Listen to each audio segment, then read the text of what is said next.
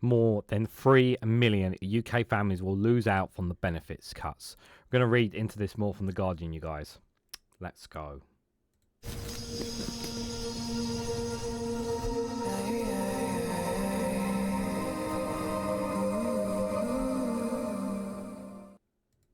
Good morning, good afternoon, good evening, wherever you are in the world. This is Reganelite here with an article from The Guardian with the headline that more than 3 million UK families will lose out from the benefit cuts. The families affected forecast to lose an average of £1,720 a year, according to local government analysis. Guys, while you're here, hit the like button, share this across social media so others are notified of this video. So we're going to look into hit The Guardian here, among others, obviously the forecast assessment of what the damage would be done by the government to cut 5 billion out of the welfare system, and this is the result of it. 3 million UK families will lose out. There's reports of thousands of children will be pushed further into poverty. Many people will be pushed into poverty as a direct result of this government decision. Now, if anyone tells you that the government needed to do this, they are wrong. They are wrong. They are wrong. They are wrong. Poverty is not something that people want. Poverty is not a lifestyle choice. Some circumstances people are in those situations for all sorts of reasons. Nobody chooses to be poor. Nobody chooses to be homeless. No one chooses to be in this situation. But the reality is, in life, there are some circumstances in life where people end up in these situations. And when they are in these situations, whatever their reasons, that is what the welfare system is there for. The welfare system, the entitlement system, not benefits, entitlements that you and I are entitled to when we are not doing well, that the government helps picks us up so that we are able to be on our own feet. Because we are human beings after all, and we're supposed to be looking out for each other. Instead of doing that, this government wants to harm people. It wants to push people into poverty. Now, you can argue as much as you want in the comments about Labour trying to push people back into work. And I agree that we need to push people back into work. However, there is a way to do this. And obviously this headline is extremely frightening on some people.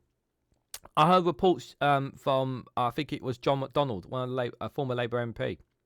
I think it's former Labour MP because he had the whip removed.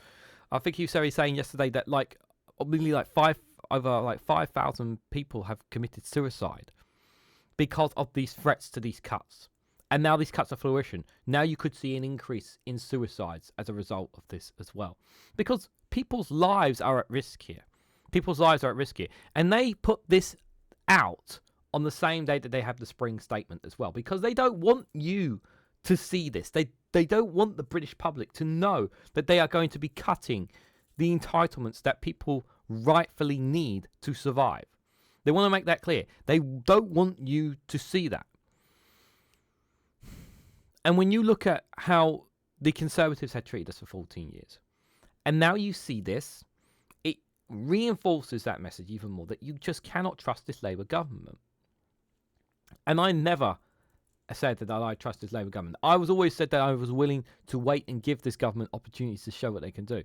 But this really, really could not be one of the worst things that this Labour government have ever done. Now, some people have argued that this Labour government is worse than the Conservatives. I'm still hesitant to say that. Some of you may disagree. I know people will just say they're the same, and it definitely feels that way when you see this headline. It definitely feels that way. Because to me, they are choosing to cut from the poorest in society. They are making this political choice to cut from the poorest in society when they know, you know and I know, that the wealthiest in society can pay their fair share. The Prime Minister said in his first speech as Prime Minister on the steps of Downing Street, he said, those with the broadest shoulders will pay the most. That's what he said. He said, those with the broadest shoulders. And they're not paying the most. He lied to us.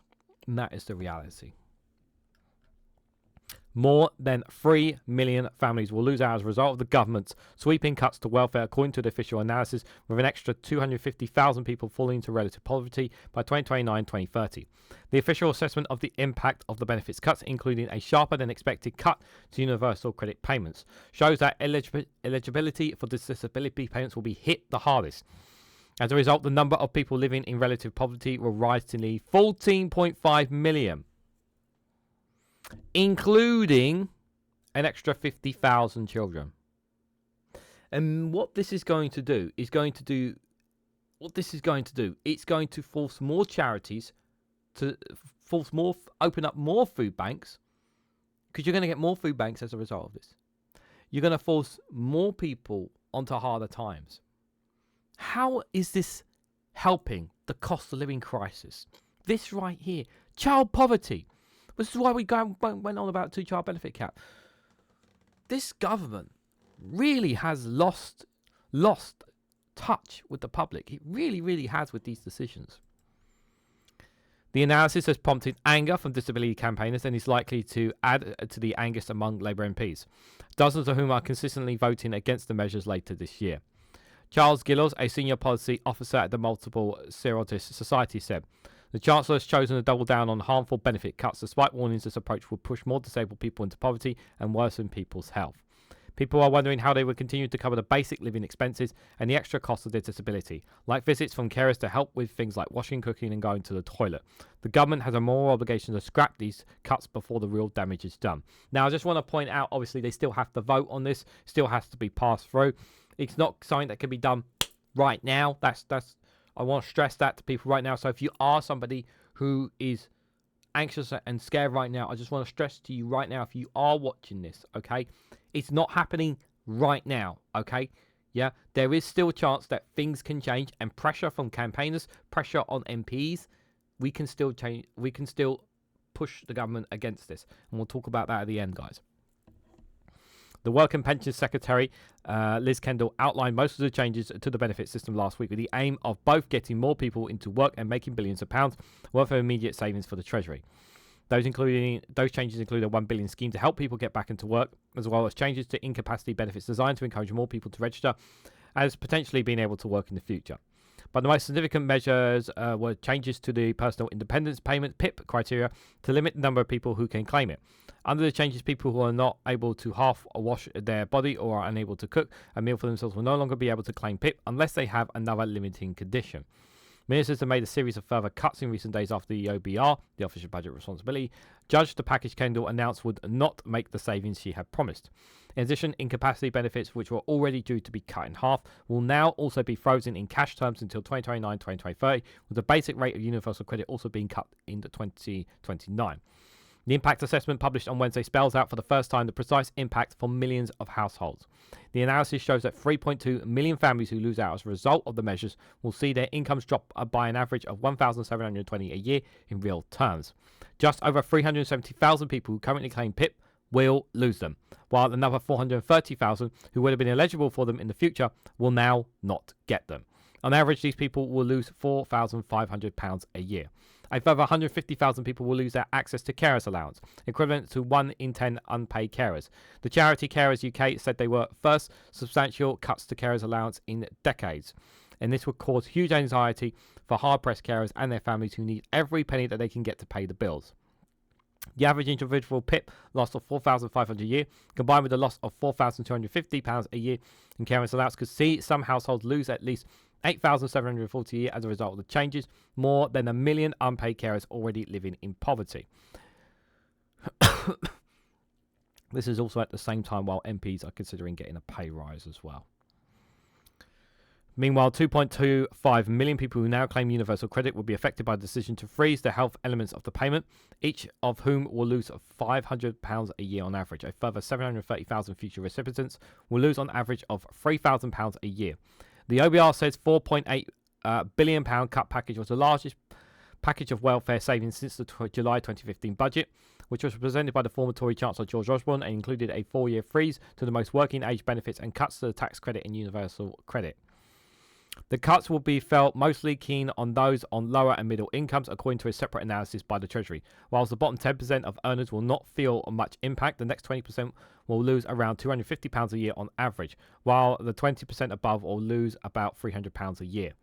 Officials say that the real impact of the overall measures will be less severe because some of whom will help more people back into work, something which was not measured by the OBR, and in a statement the OBR said it had not been able to do so, in part because the announcement had been so rushed.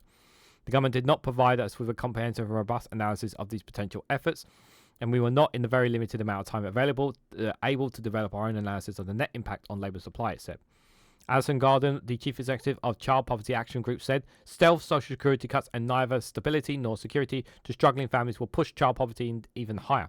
Growth and better living standards are not achieved by taking money from families with the least. Rebecca Florson, principal analysis at the Work Foundation at Lancaster University, said that the cuts could be devastating for a sixth of all PIT claimants who were in work because they would undermine their ability to stay in a job. You are going to see, if this happens, you are going to see more poverty in the UK than ever before. Now, if you are somebody who is on this or claiming for this, and you are worried about this, I want to again stress this is not happening right now. What we need to do is call into action. We need to organise, we need to get with groups, and we need to stand against this and demonstrate. We need to sign petitions, we need to call your MPs, email them, pressure them. This is the action that needs to be done.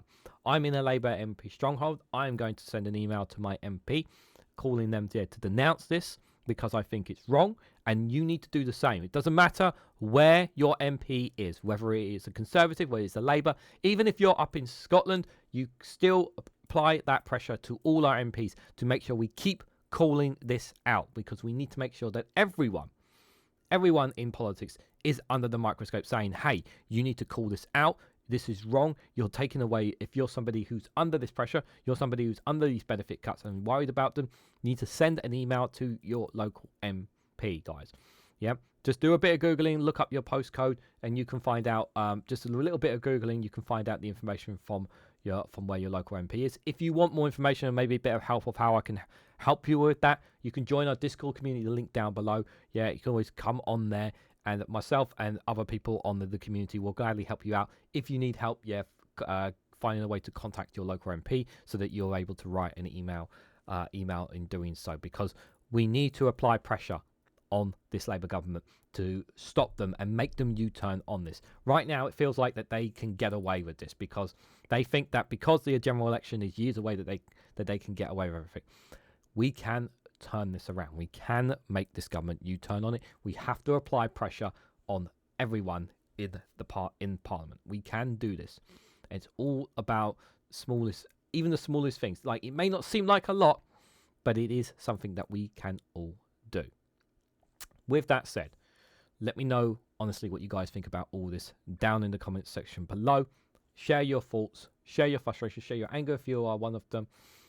Let me know how you're feeling about all this down in the comments below. Like I said, join the Discord if you need more information. But if you found this video informative, helpful in any way to you, shape or form, please hit that like button. We greatly appreciate it. Share this across social media so others are notified of this video. Subscribe to the channel if you haven't already. And do check out our links down in the description below. Thank you all so much for watching this, and I hope to catch you all very, very soon.